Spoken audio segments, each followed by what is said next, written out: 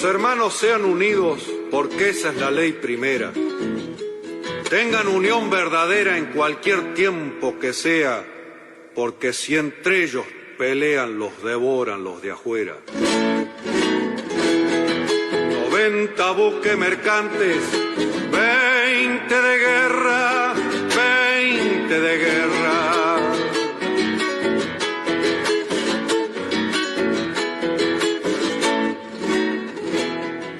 Vienen pechando arriba las aguas nuestras, las aguas nuestras.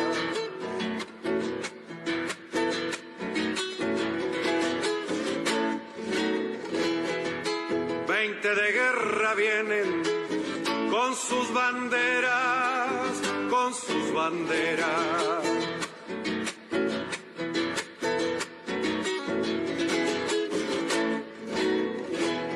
La pucha con los ingleses, ¿quién los pudiera? ¿Quién los pudiera? Que lo tiro a los gringos, Unigran 7. Navegar tantos mares, venirse al cohete, que digo venirse al cohete. Buenas tardes, queridos oyentes. Con los acordes y el canto del triunfo, La Vuelta de Obligado, de Miguel Brasco y Alberto Merlo, interpretado por este último, hoy, 6 de febrero, damos comienzo al programa 205 de Obligados a Volver. Programa que se transmite todos los jueves a las 17 horas por radiocaput.com y los sábados también a las 17 por nuestra página en Facebook, Obligados a Volver, programa radial. Obligados a Volver, un análisis de la realidad argentina y mundial desde nuestra mirada, que es nacional, popular, democrática, feminista, latinoamericanista y ambientalista. Obligados a volver, porque como dijo el general San Martín, cuando la patria está en peligro, todo está permitido, excepto no defenderla. Obligados a volver, porque un día de octubre de 2016, un grupo de veteranos activistas del movimiento nacional sintieron la necesidad de sumarse a la resistencia contra el régimen neoliberal macrista, y decidieron volver a la militancia activa fundando este programa. Comité de dirección: Norberto Raful, Edgardo Margiota, María Graciela Zavala y quien les habla, Marina Martínez. En la operación técnica, Nicolás Rearte. A continuación, Norberto nos comentará, como suele hacerlo, el temario de nuestro programa de hoy. Buenas tardes, Norberto. Buenas tardes, Marina. Buenas tardes a todos, todas y todes les oyentes de Obligados a Volver. Programa número 205 del sábado 6 de febrero.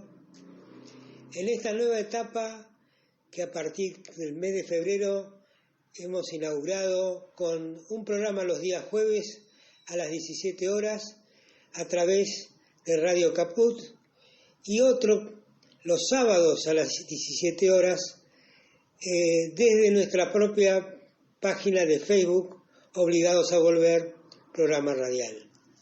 Y bien, seguimos transmitiendo de cada uno desde nuestras casas y estamos haciendo el programa en forma pregrabada, pero avisoramos no solo la cercanía de las vacunas, que nos va a permitir cerrar un ciclo de la pandemia, sino también el hecho de que con la reciente incorporación de Nico Rearte a la operación técnica, estamos explorando las posibilidades de, haciéndolo desde nuestras casas, salir en vivo. Así que tal vez la semana próxima tengamos algunos tramos del programa que vayan en vivo. Dicho esto, y como dijo un personaje importante de la historia, basta de chácharas y vayamos directamente al temario que era mi rol a cumplir en este día.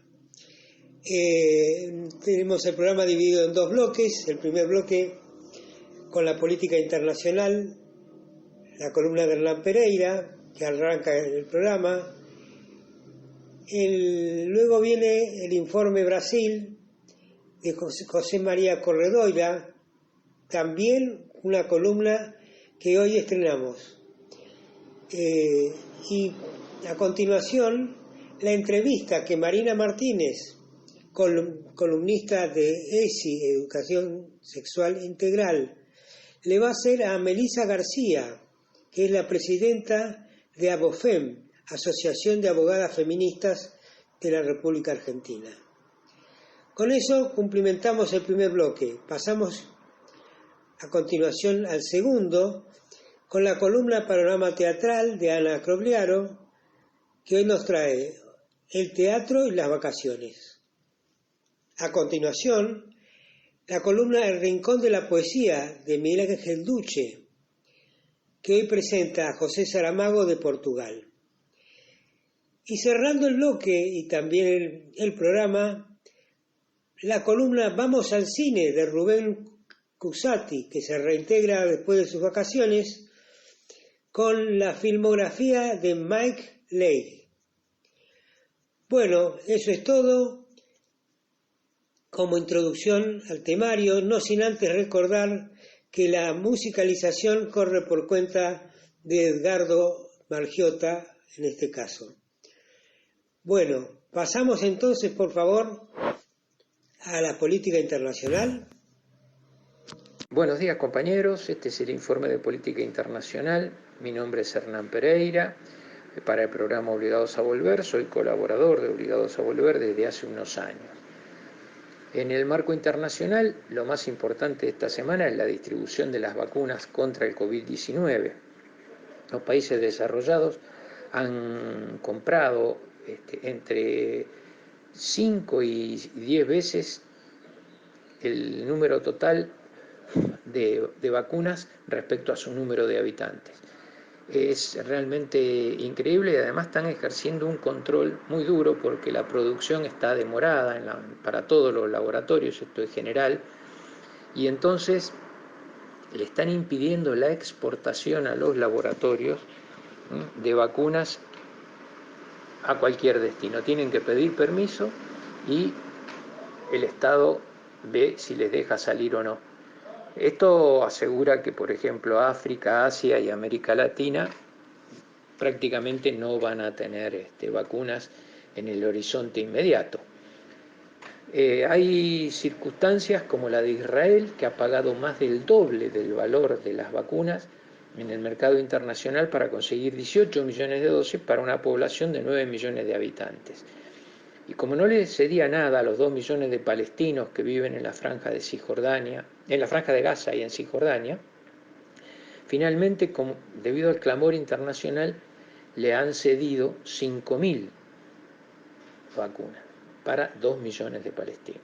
Esto sin contar que en el Líbano hay 4 millones de palestinos que huyeron de sus territorios por la ocupación israelí y que no reciben absolutamente ninguna ayuda, ninguna vacuna, ni ninguna consideración para aliviar su estado, que es realmente paupérrimo. En cuanto a las condiciones sociales, se han suspendido las clases en casi todos los países europeos, quedan parcialmente en Francia y en algún otro país. Alemania directamente las suspendió. Digo las clases presenciales, obviamente que las que van por las redes se siguen dando en todos los países. El Banco Mundial ha dicho que en la economía esta es una de las 14 crisis más grandes de la historia de la humanidad y está entre las peores 4, contando la de la Primera Guerra Mundial, 1914, la crisis de la Gran Depresión de 1930-32 y la crisis del final de la Segunda Guerra Mundial, 1945-46. Esta es la cuarta en importancia. La caída del PBI mundial es del orden del 6,2%, es decir, una caída realmente brutal. No hay perspectivas de posibilidades de un aumento importante en la producción de vacunas. Todos los laboratorios que las tienen están con la producción muy demorada. Pfizer, Moderna, AstraZeneca, todos, absolutamente todos. Y esto ha llevado a que muchos países europeos se recuesten sobre Rusia y van a autorizar la aplicación de la Sputnik 5, que es la que viene para la Argentina. E incluso se habla de que la van a fabricar en Alemania y que también podría llegar el caso de ser fabricada acá en Argentina. Respecto a la situación de Latinoamérica, el domingo se celebran elecciones en Ecuador. Las encuestas indican que va a ganar Andrés Arauz de Unidos por la Esperanza, que es el partido del expresidente Correa. Hay una campaña sucia en contra de Arauz, dicen cosas increíbles, como por ejemplo que está financiado por la guerrilla colombiana o que está entregando $250 a cada ecuatoriano para que lo voten. Esto realmente es tan ridículo que no cabría ni mencionarlo, excepto que los diarios del continente, empezando por Clarín, están difundiendo esta noticia y sin mencionar fuente la dan como válida. Es una cosa realmente increíble, insólita, y que muestra que la cadena de medios está haciendo todo lo posible para homogeneizar políticamente, y lo que quieren es evitar a toda costa que Arauz gane en la primera vuelta. El sistema político ecuatoriano establece que si no saca el 50% de los votos va a tener que ir a un balotaje. Ese balotaje podría evitarse también si saca el 45% y 10 puntos de diferencia respecto al segundo, que parece ser una situación muy, muy probable. Entonces la campaña por las redes, tratando de vincularlo con la guerrilla colombiana y tratando de vincularlo con la situación de Venezuela y con la situación del propio Ecuador, diciendo mentiras como que apoyan al expresidente Abdala Bucaram en los casos de corrupción. Una campaña, pero nada tiene que envidiarla a la que realizó Juntos por el Cambio y Macri aquí en 2010. Incluso es mucho más fuerte. Todo indica que Arauz va a ganar, no se sabe por cuánto, hay veedores internacionales, hay muchas denuncias, el presidente Alberto Fernández tuvo que sumarse a esta denuncia diciendo que no hagan fraude en Ecuador, que va a estar Argentina atento y vigilante para denunciar estas situaciones si se llegaran a dar. También Evo Morales ha hecho denuncias a este respecto. Otra de las cuestiones importantes a nivel internacional es el golpe de Estado que se produjo en Myanmar. Myanmar es lo que conocíamos nosotros como Birmania. El nombre siempre fue Myanmar, pero la traducción mediante el colonialismo inglés le había puesto Myanmar. Este país fue gobernado desde que logró su independencia, allá por 1950, por los militares, que gobernaron hasta 2010 y recién entregaron el poder a partidos políticos y se hizo una apertura democrática en 2010. Esto fue encabezado por la líder del partido Liga Nacional para la Democracia, Aung San Suu Kyi. Esta mujer recibió el Premio Nobel de la Paz en 1991 y estuvo detenida durante más de 10 años por los militares y le prohibieron postularse a la presidencia del país por una cosa realmente increíble, por tener hijos nacidos en el extranjero. Porque ella, claro, en algún momento se fue a vivir al exilio y en otro momento fue a estudiar y tuvo hijos en el extranjero. Y no le permitieron ser presidenta, pero ahora ella está detenida y está detenido también quien fue el presidente hasta el golpe de Estado de la semana pasada. El tema que está por detrás es la situación vinculada con una minoría musulmana que son conocidos como rohingyas. Los rohingyas habitan en la frontera con Bangladesh, han sido tremendamente reprimidos a punto tal que se ha denunciado esto como un genocidio, como un crimen de lesa humanidad. Uno de los jefes militares, el que encabezó el golpe, está denunciado acá en la Argentina y creo que ha sido procesado por Servini de Cubría por un crimen, como crimen de lesa humanidad, por la represión a la comunidad rohingya y prácticamente por el exterminio. Hay más de 1 millón de desaparecidos y muertos.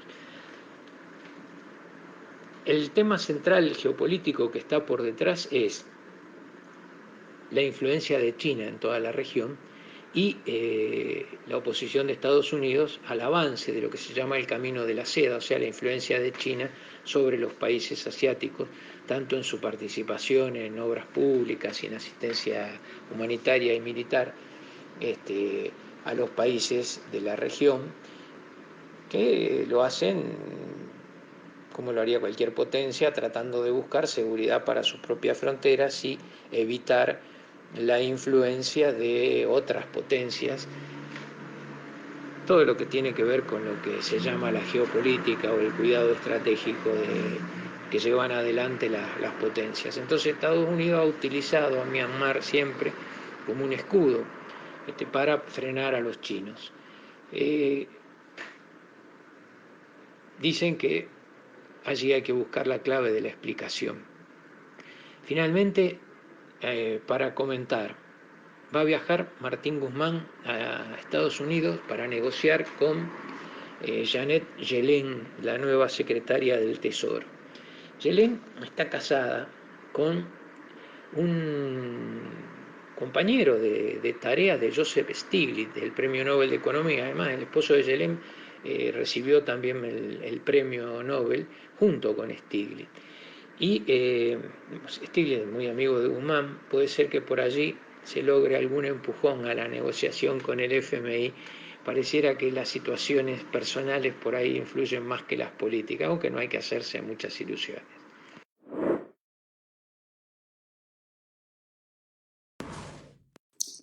Buenas tardes, compañeros de Obligados a Volver. Mi nombre es José Corredoira y en esta tarde de sábado me acerco a ustedes, al menos en forma virtual, para hablar un poco sobre Brasil. Y en ese sentido creo que todos debemos saludar y felicitar a nuestro compañero embajador Scioli, que ha hecho una excelente gestión hasta el momento. No sé ustedes, pero yo lo veo con muchísima frecuencia en los medios de comunicación, primero en una ciudad, luego en otra, y Brasil es bien grande. Esta persona está trabajando en todos los ámbitos del país vecino, recorriendo ciudades como Goiânia, como Curitiba, Porto Alegre, vino para Buenos Aires, volvió a Brasilia, en fin, entre esas gestiones logró rescatar la cuota de trigo que exportamos a Brasil y que parecía perdida antes que él desembarcase como embajador. Bueno, vamos a hacer un poquito de historia de la relación entre Brasil y Argentina, que tuvo su cenit, su momento más glorioso en el encuentro entre Alfonsín y Sarney, al efecto de firmar el Tratado del Mercosur en los años 80. Y su momento más desgraciado, podríamos decir, es el que vivimos a principios de año, cuando asumimos y no sabíamos realmente cómo vincularnos con Bolsonaro. En aquel entonces Fernández, nuestro presidente, había viajado, había visitado a Lula previamente y eso nos colocó en una situación muy incómoda con Bolsonaro. Así parecía que las cuestiones políticas iban a opacar las relaciones comerciales en un momento en que para nosotros, por ejemplo, las exportaciones son fundamentales. podemos decir que todo eso ha sido superado y gracias a que quizás un poco a que desapareció Trump del escenario y que en Brasil a Bolsonaro le cambió el frente de batalla. Digamos que las bancadas en el Parlamento brasileño tenían como nombre 3B larga. La B larga de buey, la B larga de bala y la B larga de Biblia. Las bancadas se denominaban así por sus orientaciones ideológicas o espirituales, como quieran llamarles. Ninguna de las tres resultaba amigables. Hubieron elecciones municipales y el partido de Bolsonaro o los amigos de él, principalmente la red Record de televisión donde se nuclean los evangelistas, perdió en todas las ciudades. Ganó la derecha clásica brasileña, ganó la Red O Globo. Bueno, por lo menos podemos decir que volvió la ciencia y la racionalidad en lugar de los juegos espiritualistas que nos planteaba Bolsonaro.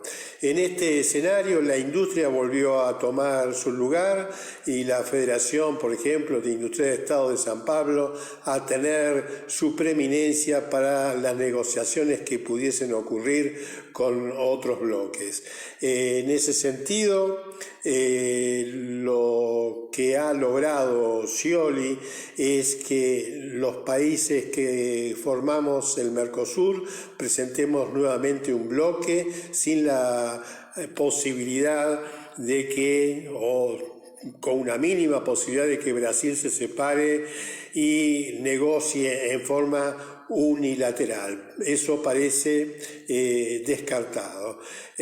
Por otro lado, Brasil para nuestras pymes es importantísimo, es el primer destino de nuestras exportaciones industriales pyme y es allí donde nuestros empresarios ensayan sus dotes o su experiencia de exportación. Primero por un determinismo geográfico, Brasil está cerca, la facilidad del encuentro, lo parecido de los idiomas.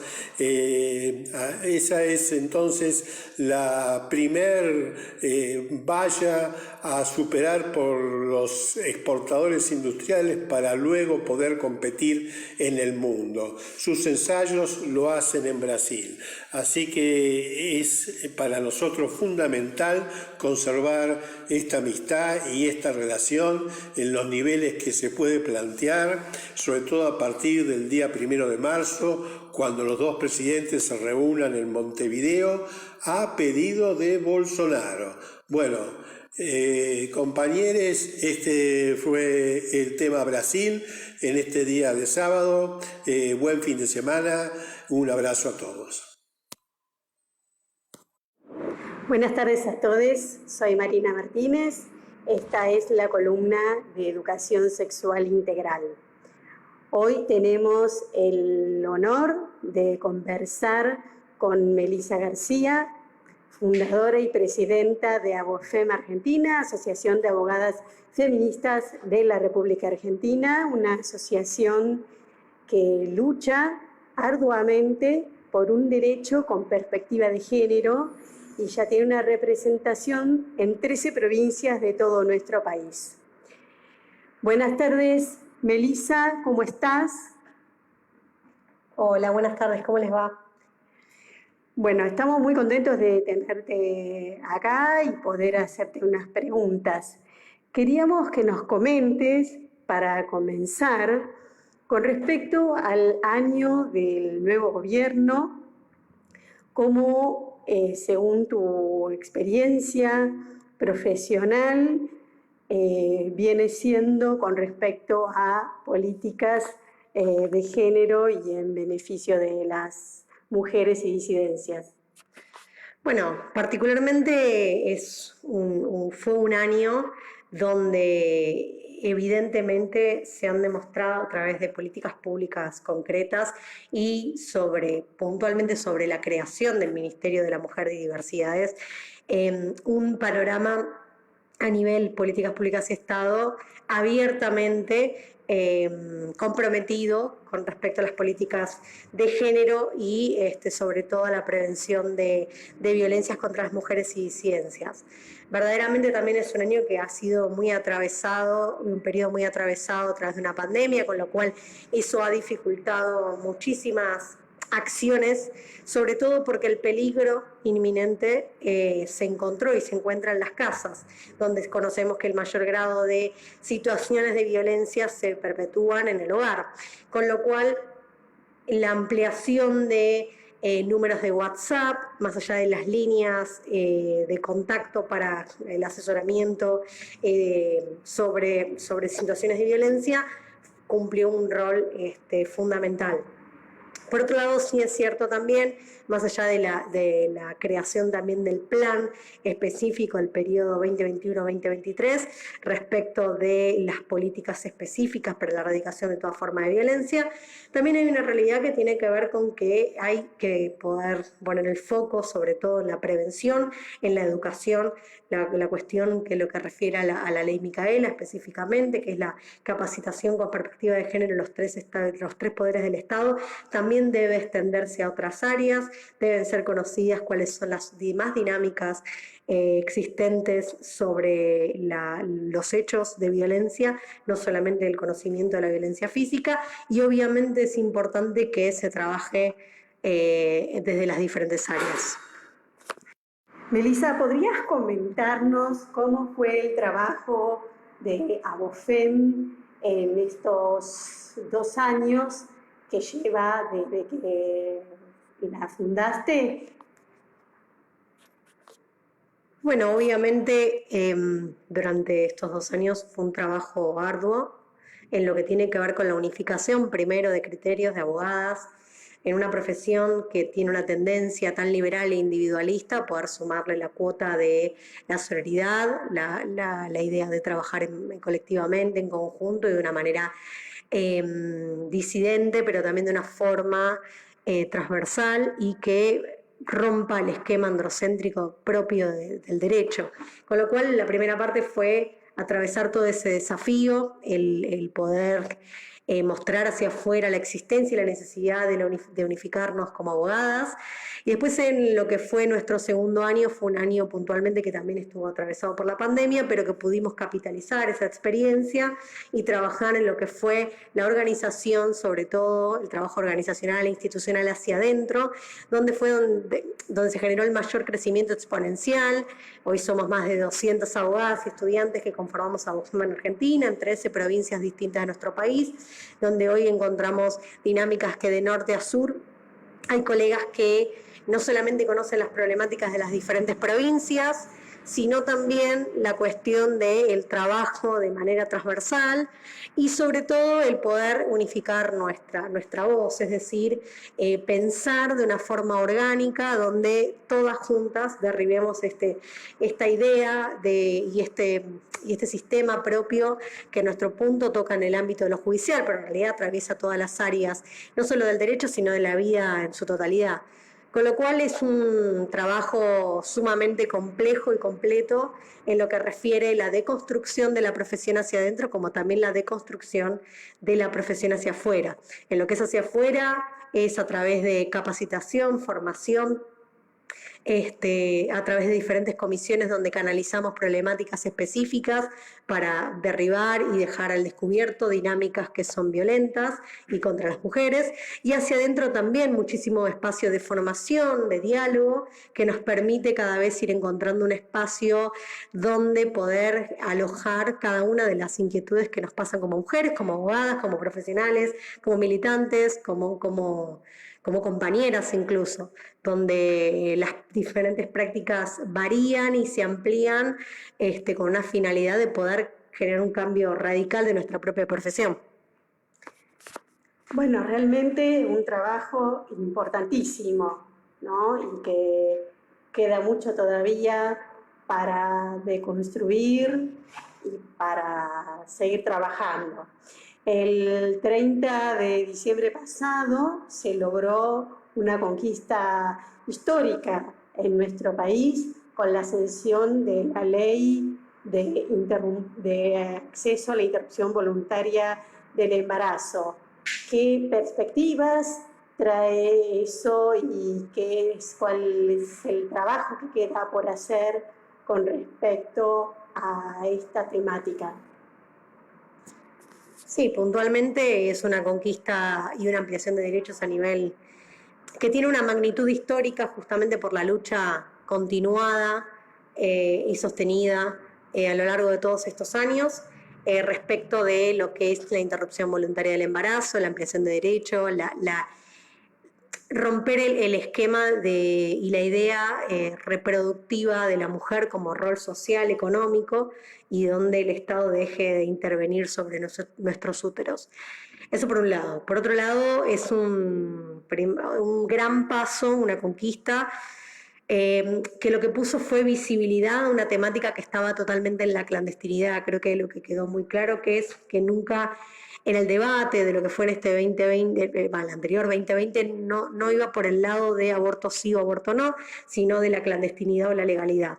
En un plano de la legalidad hay muchas cosas que se pueden hacer y mejorar desde un plano visible y donde se amplíen derechos y se adquiera un derecho. Obviamente que es un paso, como decía, fundamental, pero un paso donde hoy nos toca otra labor distinta, no menos importante, que tiene que ver con el sostener y hacer cumplir ese derecho que hemos adquirido, sin permitir que los diferentes sectores antiderechos de los diferentes ámbitos públicos y privados intentan atentar y atentan a través de información fallida, desinformando y utilizando los organismos públicos para querer para querer retroceder sobre una conquista de derechos que era inminente.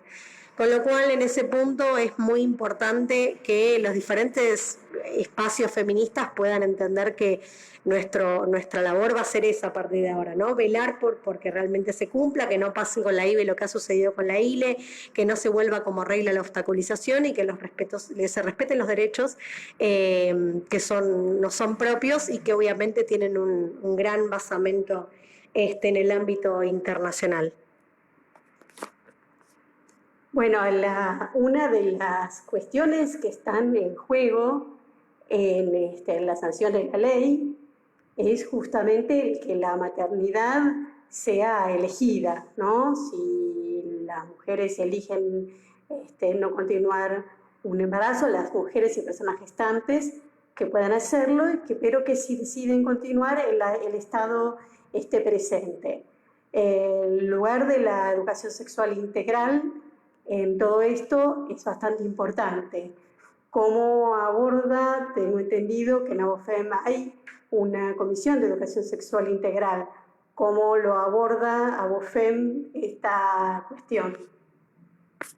Sí, ABOFEM tiene su referenta de ESI, donde la idea es poder abarcar las diferentes temáticas que refieran a una idea ampliada, actualizada y cada vez más deconstruida de la propia idea de la ley, de la ESI que tenemos, que es ley en nuestro país, y que también es importante destacar que no todas las provincias la han incorporado y la han reglamentado, con lo cual eso hace que sea importante empezar a hablar no solamente de la ESI como una ley existente, sino con una necesidad y como un esquema fundamental para poder evitar abortos en este ámbito desde el 30 de diciembre que sean legales, pero evitar el punto de llegar a un aborto, como también pensar la maternidad de una forma deseada, como también pensar las relaciones vinculares de manera más simétricas y donde la protección de la vida y de la persona esté primero,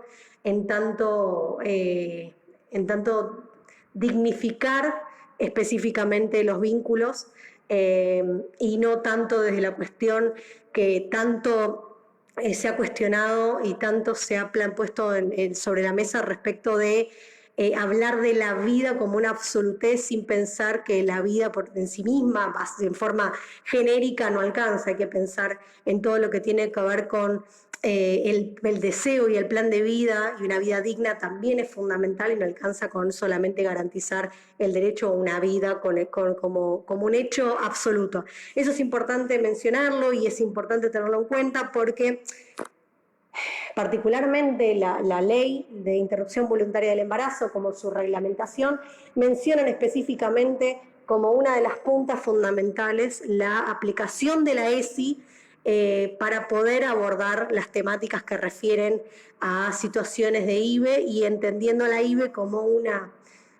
solución, si se quiere, como una respuesta, si se quiere, última, donde previo a esa práctica debería existir, antes que todo, educación sexual integral, para poder llegar a tomar decisiones de manera más equitativas, más armadas, y no desde un punto de vista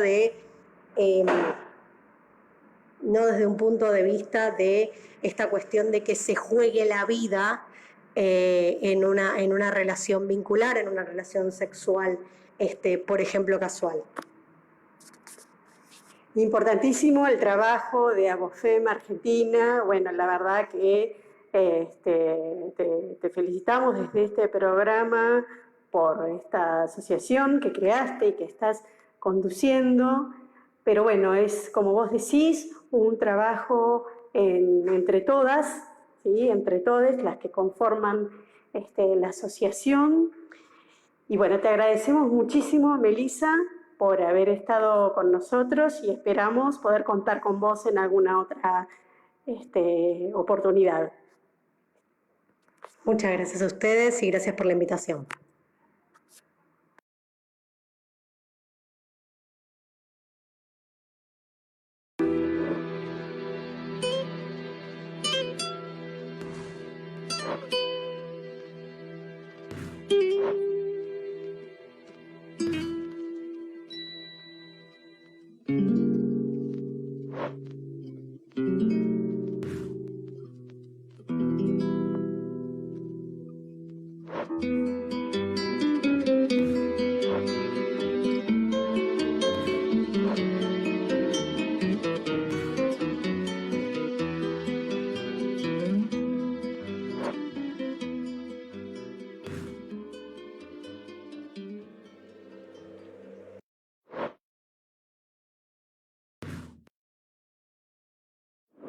Buenas tardes, queridos y fieles oyentes de Obligados a Volver. Soy Ana Crogliano y este es el panorama teatral.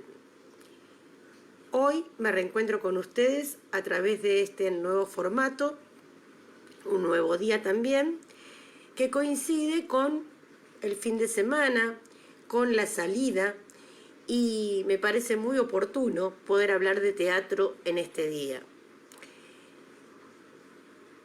Esta columna va a estar dedicada al periodo veraniego, que coincide con las vacaciones de muchas personas. Por lo tanto, los destinos turísticos se ayornan para recibirnos, y en este año tan particular, donde todavía no nos podemos mover con tranquilidad, pero sí aquellos que viajaban al exterior empiezan a viajar dentro de nuestro país y tienen la oportunidad de conocer destinos turísticos y de disfrutar destinos turísticos propios. En esos destinos, algunos productores se han animado a montar sus espectáculos teatrales, y me parece una oportunidad inmensa de acercarse al teatro cuando uno está más relajado y de vacaciones.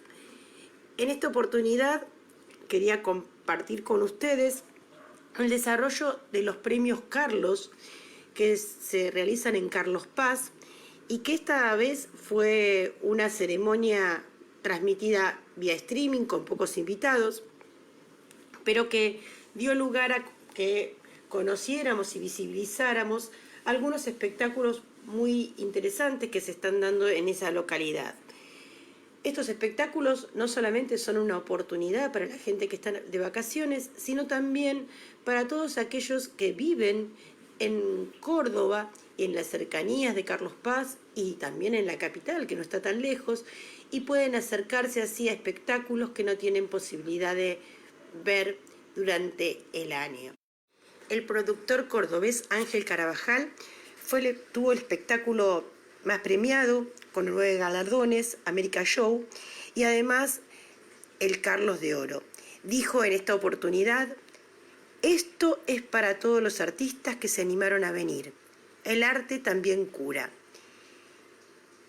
Otro espectáculo que quiero recomendarles particularmente si tienen la oportunidad de estar por esa zona es el espectáculo protagonizado por Fabián Vena, Paula Robles, Alejandro Müller y Emilia Masser, que se llama El Test. Este espectáculo, escrito por Jordi Vallejos, recibió justamente los galardones a Mejor Libro, a Mejor Dirección, que corresponde a Fabián Vena, a Mejor Comedia y a Mejor Actriz, Emilia Masser. Otro espectáculo también recomendado fue el espectáculo La Mentirita, cuyo protagonista, Rodrigo Noya, también ganó el galardón. Por otra parte, el actor Rodolfo Rani recibió un premio especial por su trayectoria, como también un premio a Mejor Actor por su actuación en Divino Divorcio. La otra plaza turística por excelencia, Mar del Plata, ofrece en este momento 2 espectáculos que ya recomendé en esta columna cuando estuvieron en Buenos Aires, que son espectáculos verdaderamente imperdibles, tanto para la gente que pueda disfrutar de unos días de vacaciones en Mar del Plata, como para los mismos habitantes de la ciudad o de sus alrededores. Uno de ellos es El Equilibrista, con Mauricio Dayú, y el otro es 200 golpes de jamón serrano, con Gustavo Garzón y Marina Otera.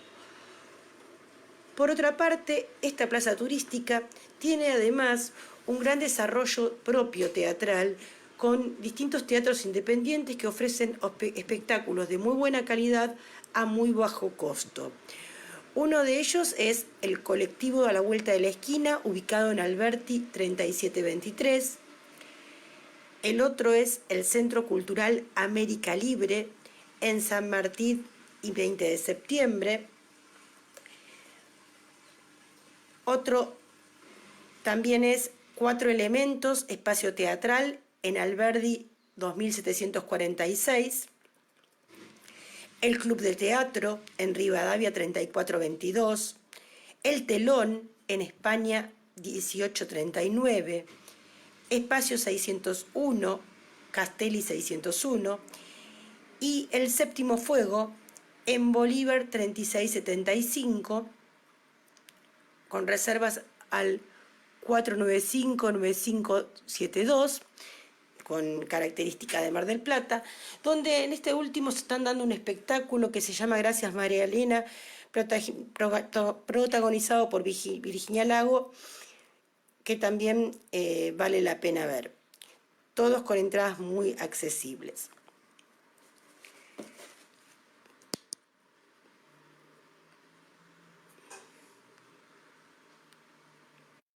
Finalmente, y antes de despedirme, aprovechando que nos encontramos un día sábado, les recuerdo que, finalizado el programa, podrán acceder a la página La Lealtad, Política y Cultura, donde se publicará el panorama teatral, la agenda cultural, y podrán tener siempre alguna recomendación, tanto para ver personalmente, en el caso en que estén en Buenos Aires, o también a través de streaming desde todo el país.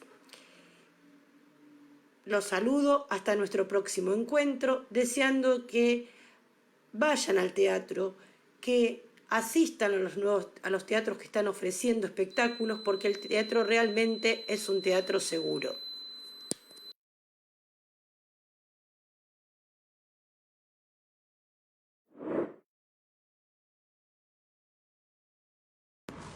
Después de pasar por España y sus poetas críticos, y haciendo gala a este recorrido por la península ibérica, nos detenemos en Portugal. Y hoy presentamos uno de los grandes poeta, escritor, novelista, José Saramago. Descendiente de una familia muy humilde, inició tardíamente la educación primaria debido a sus escasos recursos económicos. Superó con gran actitud diversas contingencias familiares y luego abandonó los estudios también por falta de dinero. Pero despertó en él la literatura y la lectura de los clásicos, y a partir de 1944, después de contraer matrimonio, escribió 2 novelas no publicadas y colaboró como crítico literario en la Asociación de Escritores Portugueses. Tradujo a Tolstoy, Maupassant, Baudelaire.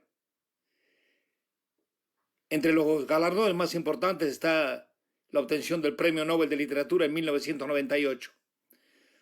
Había llegado a Siñaga, Santarém, en Portugal, el 16 de noviembre del 22 y se fue desde Lanzarote, España, en el año 2010. 14 de junio. Cerremos esta puerta, lentas, despacio, que nuestras ropas caigan. Como de sí mismos se desnudarían dioses, y nosotros lo somos, aunque humanos. Es nada lo que nos ha sido dado.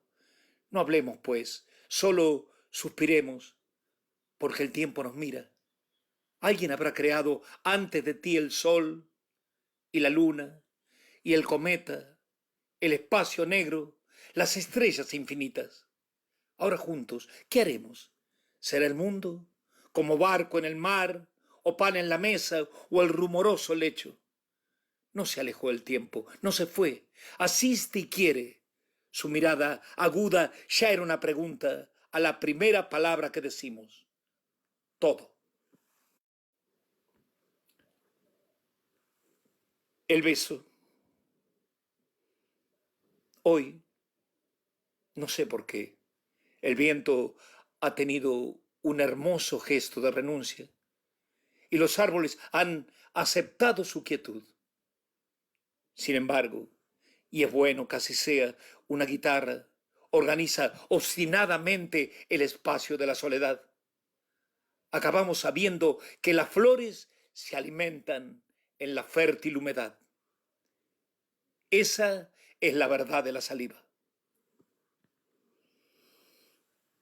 En el corazón, quizá. En el corazón, quizá, o más exacto, una herida rasgada con navaja, por donde se va la vida malgastada, con total conciencia nos apuñala.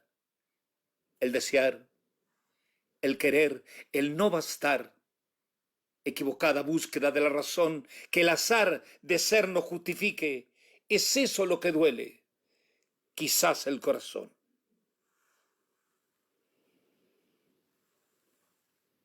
Estudio de desnudo. Esa línea que nace de tus hombros, que se prolonga en brazos, después mano, esos círculos tangentes, geminados, cuyo centro en cono se resuelve, agudamente erguido hacia los labios que ansiosos de los tuyos se desprenden. Esas 2 parábolas que te encierran en el quebrar ondulado de cintura. Las calivigias cicloides superpuestas al trazo de las columnas invertidas, tibios mulos de líneas envolventes, torneada espiral que nos extingue. Esa curva tan suave que dibuja sobre tu vientre un arco reposado, ese triángulo oscuro que fulgura, camino y sello de la puerta de tu cuerpo, donde el estudio que de desnudo hago se transforma en cuadro terminado.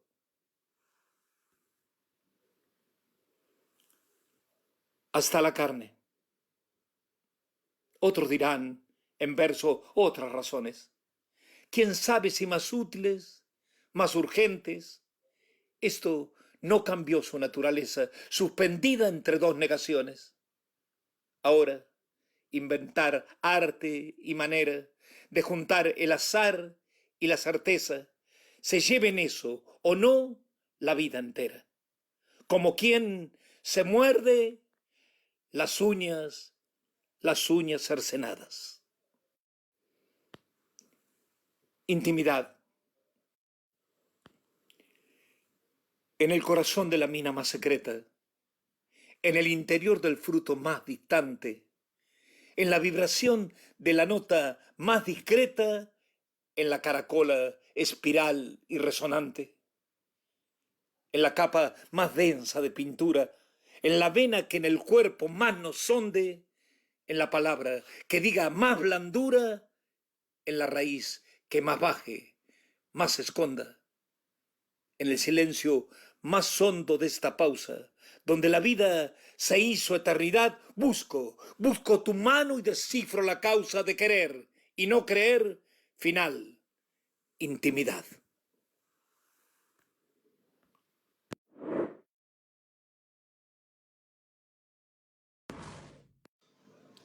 Buenas tardes, soy Rubén Cusati y en el nuevo año reseñaremos las mejores cinematografías y en ellas a los mejores realizadores actuales y sus filmografías.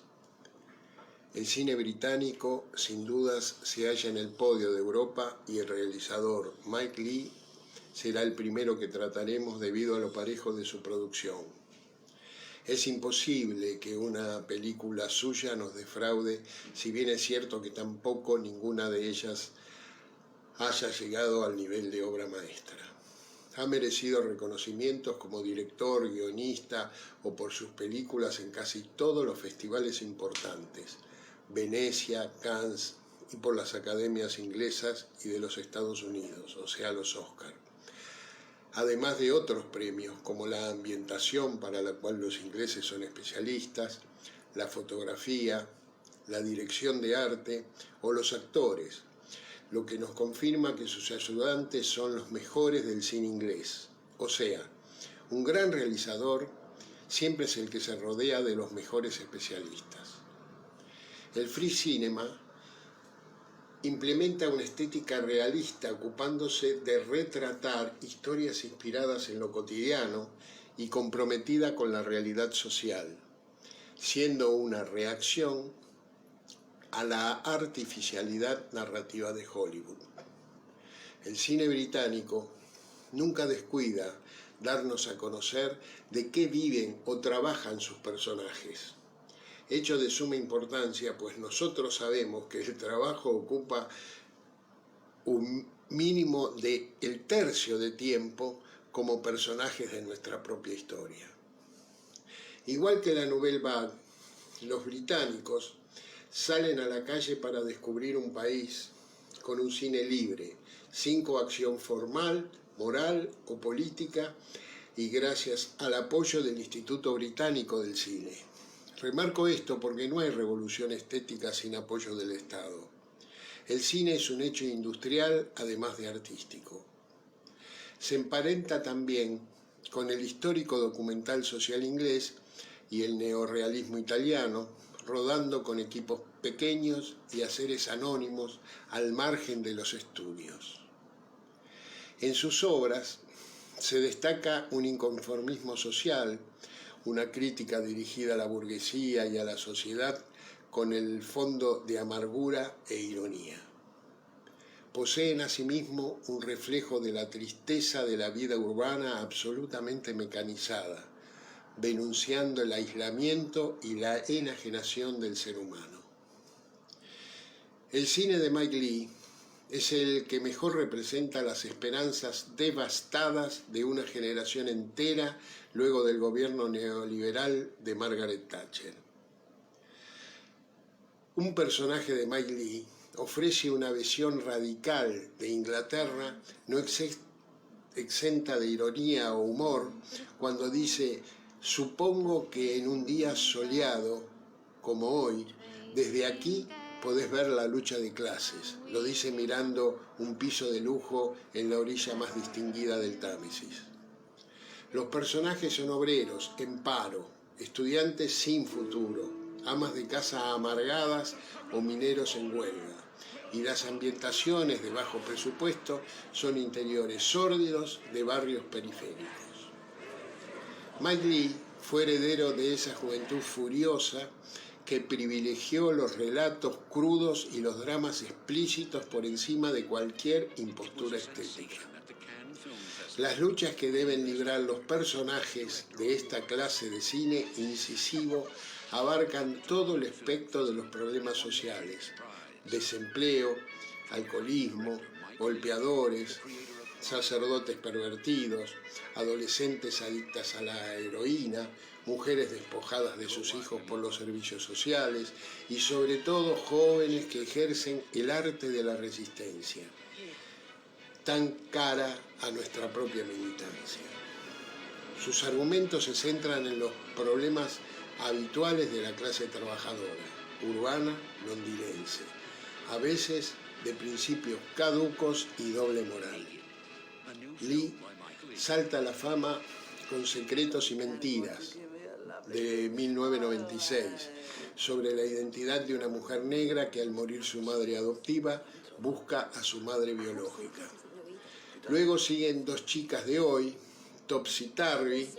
En el 2002 filma Todo o Nada, un matrimonio en crisis viviendo en una pajarera de cientos de departamentos en los que hay alcoholismo, trabajo precario, dificultades económicas, malos tratos, adolescentes embarazadas, enfermedades, incomunicación, trastornos alimentarios, etc. Sigue El secreto de Vera Drake, del 2004, sobre el aborto, un cuento sobre la felicidad, Happy Go Lucky, en el 2008, Un año más, en el 2010, Mr. Turner, en el 2014, sobre el famoso pintor que recrea además sus pinturas, y Peterloo, historia de una represión de una asamblea que terminó en masacre, filmada en el 2019. Si debo elegir en esa lista, en la que ninguna defrauda, me quedo con Naked, Indefenso, de 1993.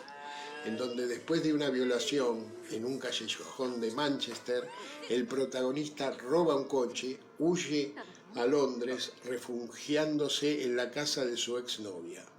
Es un hombre inteligente, educado y elocuente, pero con una profunda amargura y un pesimismo vital que siempre lo mantiene al límite del sadismo. Seduce a la compañera de piso de su exnovia y desciende a una odisea entre indigentes y desesperados en los bajos fondos de Londres. Leigh, como Antonioni o Cassavetes o el mismo Resnais, pone en situación a los actores, los orienta, dejándolos en libertad luego para la improvisación y creación de sus propios diálogos, de manera que el guión se va gestando entre todos durante el rodaje. La próxima seguiremos con el mejor representante del cine británico, Ken Loach. Será hasta entonces.